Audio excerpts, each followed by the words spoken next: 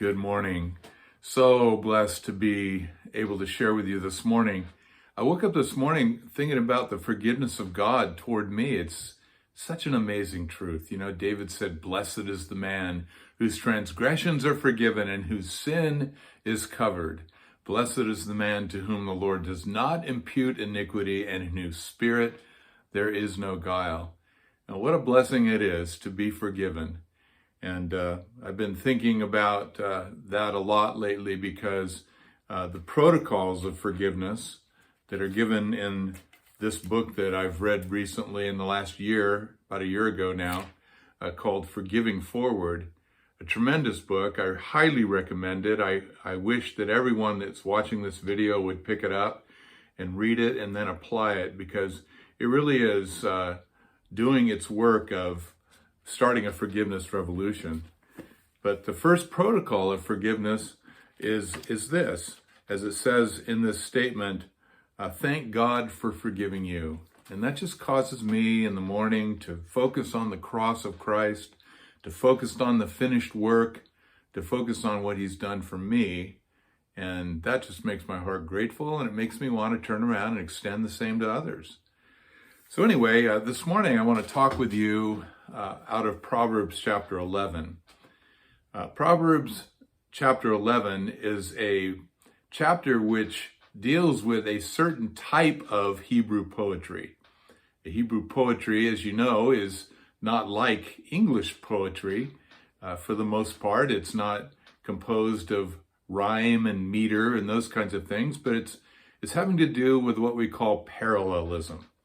And there are different kinds of parallelisms within Hebrew poetry, but there are three that stand out above all the others that could possibly be identified as such. One is called synonymous parallelism.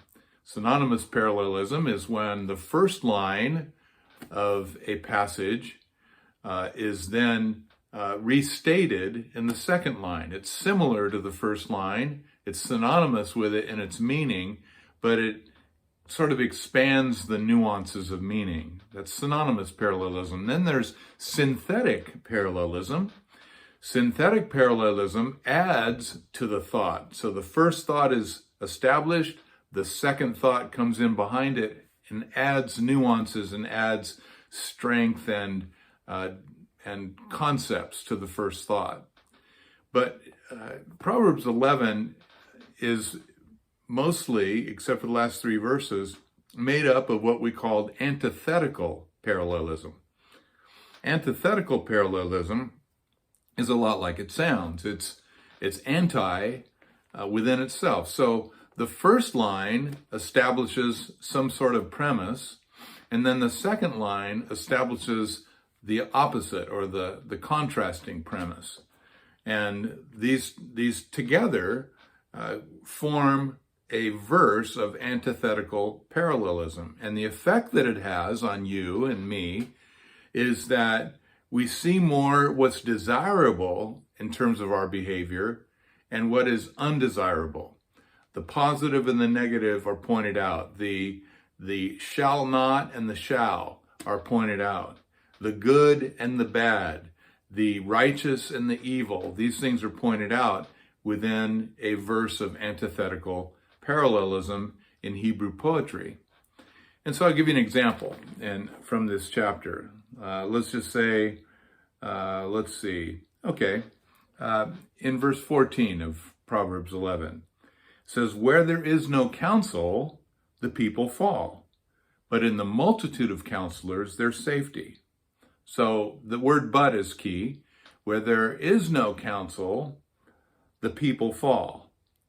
That is, there's no advice, there's no direction, there's no certainty, there's no truth, there's no specificity concerning what they should do. There's no counsel, there's no wisdom around to be gleaned from. And when that happens, the people fall. And then you see the word "but." That's a tip-off of antithetical parallelism. But in the multitude of counselors, there's safety. So when there are many who can speak truth, many who can speak wisdom, many who have vision for what to do next, then the people have safety, experience safety. So because it's a verse of antithetical parallelism, you can see where the opposite is. No counsel is contrasted with the multitude of counselors. And then the people falling is contrasted with the people experiencing safety. So that gives definition as to what the proverb means when it says the people fall. That means they don't feel safe. They collapse. There's danger around. And so that's how the nuance of meaning is expressed in Hebrew poetry. All right, let's try one or two more. Let's go to verse 1, Proverbs 11. Dishonest scales are an abomination to the Lord. So this is something the Lord hates, which means it's something that we should hate. But a just weight is his delight. Dishonest scales, an abomination. A just weight is delight. Of course, we're talking about scales now. So on this scale, the merchant says this scale, this side of the scale represents 1 kilogram, for example, 2.2 pounds. And so when I measure 2.2 pounds of grain, 1 kilogram of grain into this side of the scale, then what that's going to mean is that they're going to be level. They're going to be equal. And the buyer knows that their portion is the 2.2 pounds or 1 kilogram that is represented by the scale.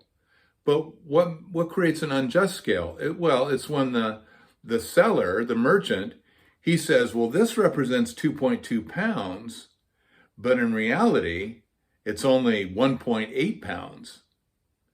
And so the buyer thinks he's getting 2.2 pounds of grain, when in reality, he's only getting 1.8 pounds of grain. So the prophet is making more money selling less product, and the buyer is getting gypped. He's getting ripped off. So God hates that. He hates the unjust scale, the misrepresentation of the facts, the blurring the details concerning what it is he's selling. Whenever that's applied, he hates it. Misrepresentation of a product is an example of it. So let's just take a contrasting example that really isn't that, but it's kind of that. If you've been down to the grocery store aisles, the middle aisles of the store, and you notice the whole aisle given over to breakfast cereal. And you go over to the Cheerios section because that's your favorite kind of cereal. And you notice that the box seems a little smaller, but it's the same price. Last week, the box was a little bit bigger for the same price. And so, the General Mills company has decided to package less, charge the same price, and thus make more money. Now, is that a dishonest scale? Not really, because the ounces are indicated on the front of the box. So you can read, last week's box said 16 ounces, this week's box says 14 ounces. You can tell. So you're not being gypped because there's no deception there. But it is kind of deceptive in the sense that no announcement was made, no public statement was issued by the company saying, well, to all of our loyal Cheerios customers, this next week we're rolling out a box of Cheerios that's going to have 2 less ounces in it, but guess what? We're going to charge you the same price. They don't do that. So it's not truly deceptive, but it's kind of deceptive. It's a technique that is being used to increase profit margins. So anyway, this is an example of antithetical parallelism. The opposite of it, a just weight is his delight. 2.2 pounds equals 2.2 pounds of grain. And the Lord loves that. So we want to be on the side always in any of these proverbs where we're on the right side of what God likes and on the wrong side, meaning we don't want to be on the side of what he hates.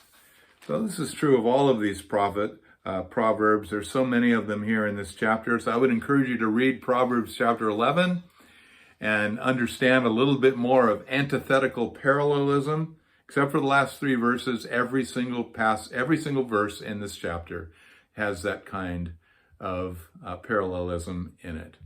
I hope that helps, and may your rich understanding of the book of Proverbs lead you toward the amazing acquisition of wisdom, which the book of Proverbs tells us is more valuable than rubies, fine gold, and precious silver. God bless you. Have a wonderful day.